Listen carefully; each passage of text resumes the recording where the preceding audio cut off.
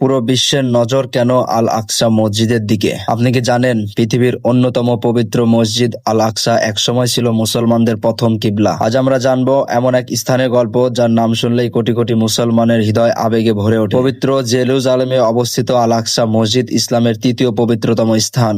মক্কার মসজিদুল হারাম এবং মদিনার মসজিদে নববীর পর এর অবস্থান। ইসলামের ইতিহাস অনুযায়ী মহানবী হযরত মুহাম্মদ সাল্লাল্লাহু আলাইহি সাল্লামকে এক অলৌকিক রাতে মক্কা থেকে আল আকসায় নিয়ে যাওয়া হয়েছিল।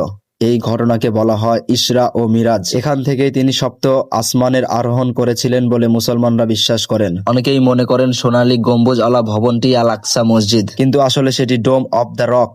আল আকসা মসজিদ একই প্রাসঙ্গে অবস্থিত একটি পৃথক মসজিদ। প্রায় 1300 বছরের বেশি সময় ধরে এই স্থানে ইতিহাস, ধর্ম এবং সাংস্কৃতিক এক গুরুত্বপূর্ণ কেন্দ্র হিসেবে দাঁড়িয়ে আছে। শত শত বছর ধরে বিভিন্ন শাসক এবং সম্প্রসারক ও সংস্কার করেছেন।